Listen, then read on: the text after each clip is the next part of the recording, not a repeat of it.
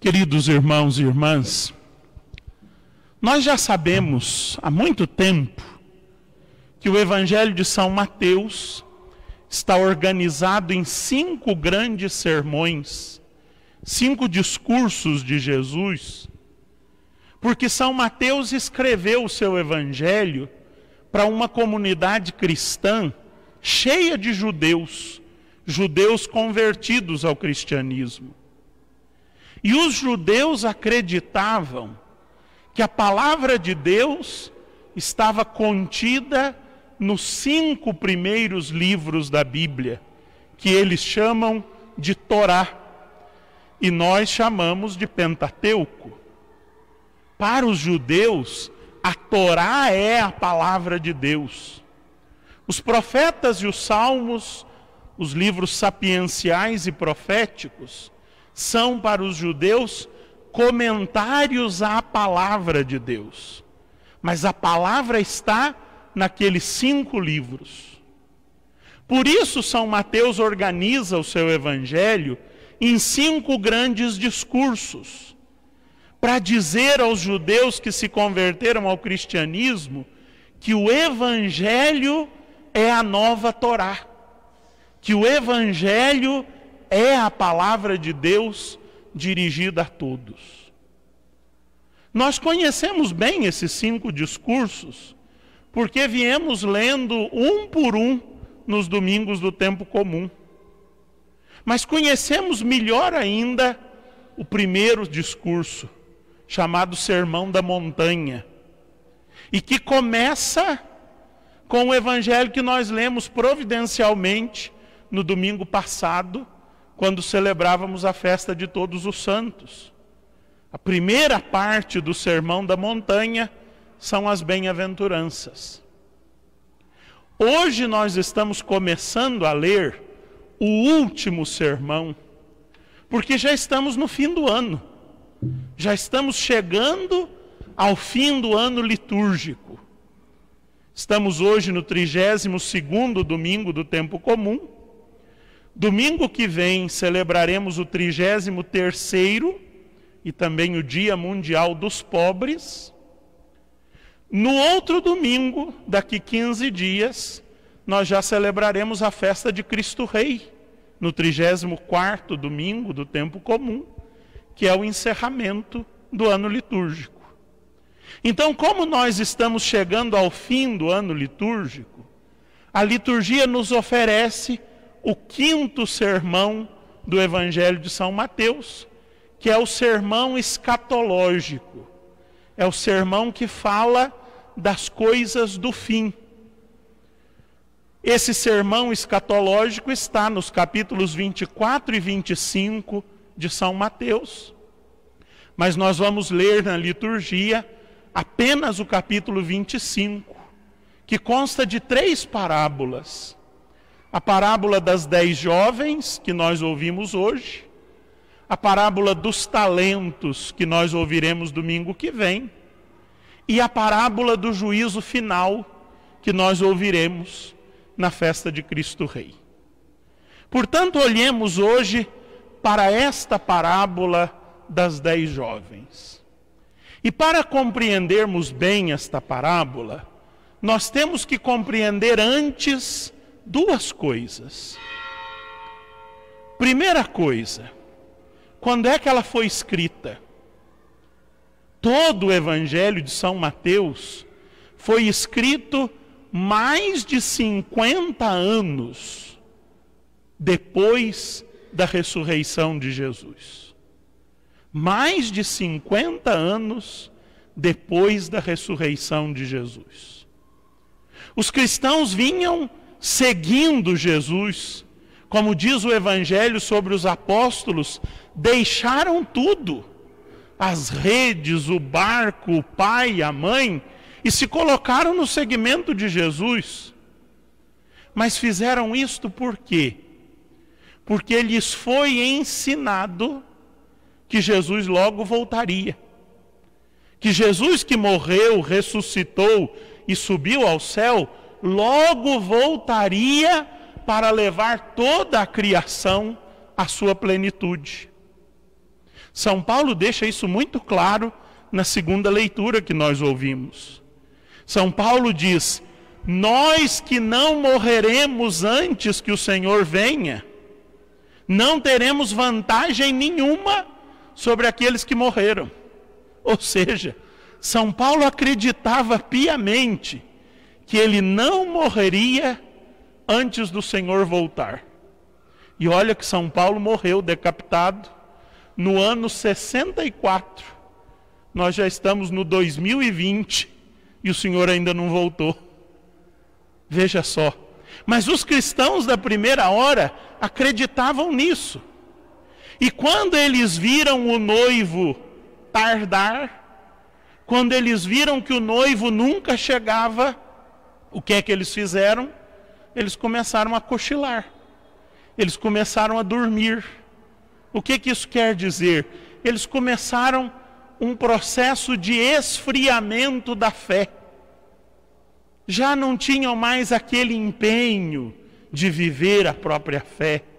Sabe, iam, desculpa a expressão, mas eu posso usar porque disso eu entendo, iam empurrando com a barriga, né? Já não tinham gosto, já não tinham ardor em viver a sua fé, foram esfriando. E São Mateus escreve o sermão escatológico, e dentro dele a parábola das 10 jovens, justamente para reacender no seio da sua comunidade o vigor da fé. Não podemos desanimar. Nós podemos estar vivendo a mesma tentação. Vivemos tempos difíceis. Ficar com essa máscara não é fácil. E quanto mais vai esquentando, mais vai ficando difícil. Vocês são testemunhas do quanto eu suo, né? E com a máscara suo mais ainda. Mas não só o isolamento social, como é que é difícil. Ontem eu vi uma pergunta, alguém perguntou para uma outra pessoa na minha frente: fulano, quando acabar esse isolamento, o que você vai fazer? E a pessoa respondeu: eu vou abraçar todo mundo que eu ver na minha frente. E eu pensei comigo, acho que eu vou também. O negócio que faz falta é o tal de abraço, né? E a gente não pode nem pegar na mão. Nós também vivemos tempos difíceis. Para vir à missa tem que dar o nome no começo da semana. Que chatice, né? Era tão bom quando a gente resolvia, pegava o caminho da igreja, chegava aqui e já ia sentando. Pois é, nós também vivemos tempos difíceis, como viviam os cristãos, que esmoreciam na fé, porque o Cristo não voltava, mas esmoreciam também, porque o Império Romano os perseguia terrivelmente. Essa época é a época dos mártires. Lembremos Santo Inácio de Antioquia, que foi preso na Palestina e levado para Roma, e foi devorado pelos leões no Circo Máximo. Havia uma perseguição exterior, mas o pior, havia um esfriamento interior. E esse esfriamento é o que pode nos pegar. Nós também podemos ficar desanimados. Nós também podemos ficar lentos para crer e lentos para viver o Evangelho. E é aí que vem a parábola das 10 jovens. Mas antes de entrar na parábola, nós temos que entender mais uma coisa. Como é que era o casamento dos judeus no tempo de Jesus? Porque se a gente não entender como era o casamento, a gente não vai entender a parábola. Ou vai entender mal. Eu já vi gente dizer que as 10 queriam casar com o mesmo noivo. E que o mesmo noivo queria casar com as 10. Mas infelizmente só casou com 5. Não é isso. Se a gente não entender como era o casamento, a gente vai inferir coisas falsas do Evangelho. O casamento judaico no tempo de Jesus, ele acontecia em 2 fases. A primeira fase era chamada tempo da promessa. E a segunda fase era chamada tempo da consumação. Nós conhecemos bem isso na Bíblia. Primeiro, o noivo, que estava interessado em casar com aquela noiva, ia à casa dela com os seus pais, o pai e a mãe. Iam à casa dela e pediam-na em casamento. A gente conhece esse costume, embora ele vá se perdendo cada vez mais, mas a gente ainda lembra de quando isso acontecia, não é? O noivo, com os seus pais, ia à casa da noiva e pedia a noiva em casamento. Eles já saíam dali prometidos em casamento. Já estavam casados, mas estavam casados no tempo da promessa. Isso se diz de José e Maria no Evangelho de Lucas. Eles estavam já prometidos em casamento. A partir da experiência da promessa, o noivo tinha que construir a casa, construir a nova casa. E entre a promessa e a consumação, ia cerca de 1 ano, ou quanto o noivo demorasse para construir a casa. Quando o noivo tivesse a casa pronta, ele então avisava a família da noiva: olha, tal dia eu vou buscá-la. E aí era a grande festa do casamento. O noivo vinha à casa da noiva, agora não mais com os seus pais ficavam em casa, e ele reunia na sua casa todos os rapazes solteiros da sua turma, da sua cidade. E os rapazes solteiros vinham da casa do noivo até a casa da noiva, cantando com instrumentos, fazendo a maior festa pela rua, porque o fulano ia se casar. Já estava casado na promessa, mas agora ele ia levar a noiva para a sua casa.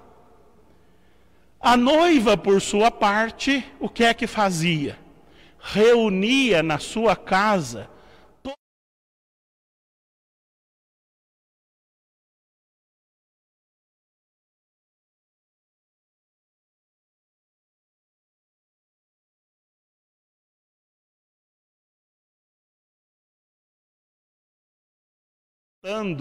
e tocando instrumentos, mas também um cortejo de rapazes que cantam e tocam e de moças que dançam pela rua com lamparinas nas mãos.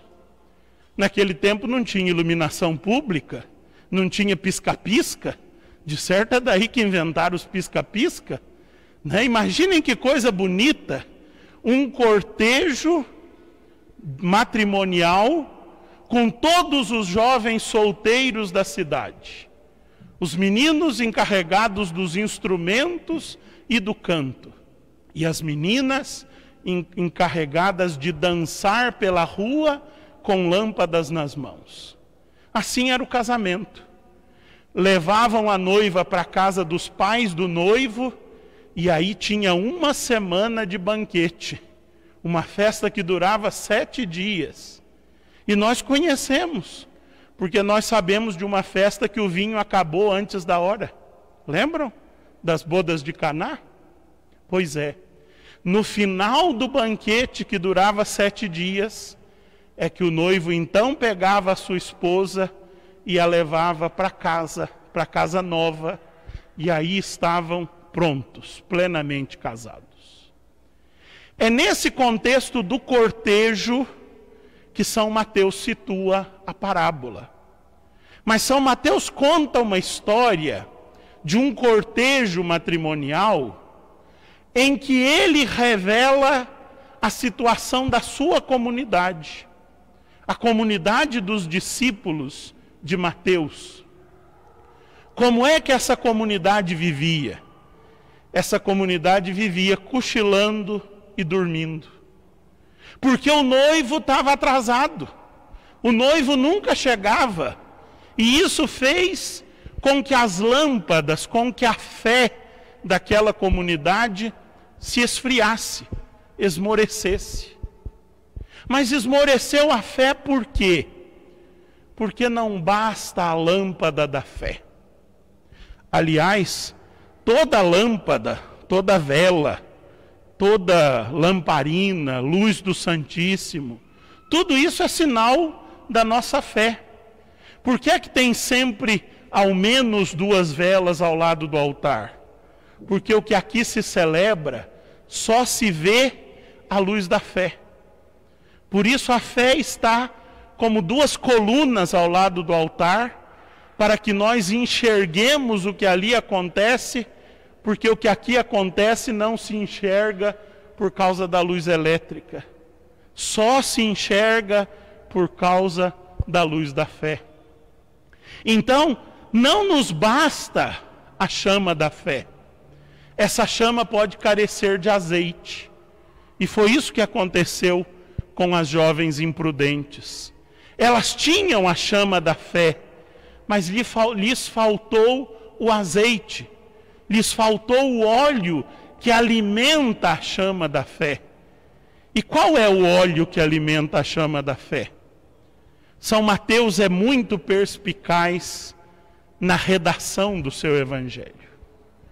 Quando as jovens chegam atrasadas à casa do noivo e batem na porta, o que é que elas dizem? Elas dizem: Senhor, Senhor, abre-nos a porta. O primeiro sermão, o sermão da montanha do Evangelho de São Mateus, começa dizendo: nem todo aquele que me diz Senhor, Senhor, entrará no reino dos céus. Mas o que é preciso para entrar no reino dos céus? Fazer a vontade do meu Pai. E qual é a vontade do meu Pai? Bem-aventurados os pobres, bem-aventurados os mansos, bem-aventurados os aflitos, bem-aventurados os que têm fome e sede de justiça, bem-aventurados os misericordiosos, bem-aventurados os promotores da paz, bem-aventurados os perseguidos por causa do reino, e assim por diante. O projeto do Pai é resumido nas bem-aventuranças. Então, as bem-aventuranças são o óleo que alimenta a chama da fé. O que nós aprendemos e devemos aprender deste evangelho? Que nós precisamos das 2 coisas. Nós precisamos da chama da fé, mas nós precisamos do azeite de uma vida evangélica, de uma vida que faz do evangelho o seu projeto. Nós conhecemos, eu tenho certeza que vocês conhecem, pessoas de quem a gente diz assim: não entendo fulano. Fulano era tão ardoroso, fulano não perdia a missa, fulano era até de pastoral. De repente, desencantou, perdeu a fé, não vem mais à igreja, não acredita nem em Deus. Vocês não conhecem gente assim? Pois é. O que aconteceu com essas pessoas? Elas tinham a chama da fé, e tinham até uma chama viçosa, mas elas não cultivaram o azeite, elas não cultivaram a vida evangélica, elas não fizeram do evangelho o seu projeto de vida. Eram piedosas e nada mais do que isso. Nós precisamos da piedade, claro. A chama da fé ilumina a nossa vida. Mas se for de uma mão única, só a fé iluminando a vida, a fé vai cansar, a fé vai se apagar, a fé vai uma hora desaparecer. Isso conosco também pode acontecer. Nós precisamos, na outra via, fazer da nossa vida uma vida evangélica, para que o nosso jeito de viver, a partir do projeto de Jesus, alimente a nossa fé, e a fé ilumine a nossa vida. Percebem? A vida alimenta a fé e a fé ilumina a vida. Só com óleo a gente não ilumina nada. A gente vai continuar no escuro. Então não vale esse discurso de quem diz assim: ah, eu vivo o evangelho, mas eu não rezo, não quero ir à missa, não gosto desse negócio de igreja. Só tem óleo, e óleo não ilumina nada. O óleo, para iluminar, ele tem que se consumir numa chama. A chama é a vida de oração, é a vida de piedade, são os nossos exercícios de celebração, de oração e tudo mais. Mas também só isso não basta. Isso nos gasta. Isso vai acabando. E vai chegar uma hora que nós vamos desanimar. Que nem a comunidade de São Mateus. Por isso nós precisamos das duas coisas: oração e ação. Piedade e ética. Celebração, participação na missa e compromisso de comportamento cristão no dia a dia.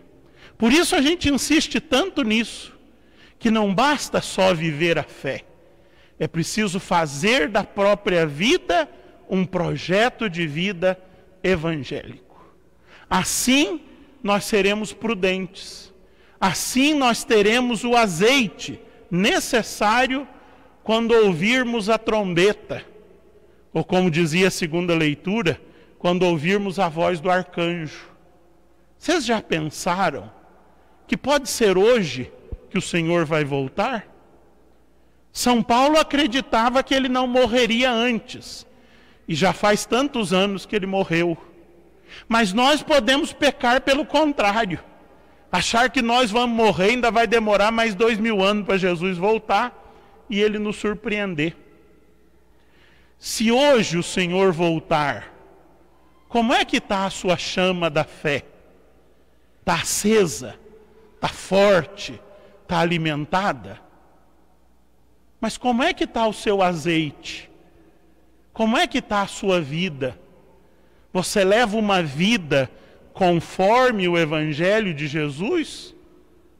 Ou para você só importa a chama da fé e você não se preocupa com azeite? Ou talvez você tenha muito azeite, mas falta fogo. Não tem fogo. O azeite está envelhecendo e não está sendo usado. Conjuguemos essas duas coisas: a chama da fé e o azeite de uma vida bem-aventurada, de uma vida evangélica. Pois assim, quando o noivo vier, seja quando for, nós nunca seremos pegos de surpresa. Amém.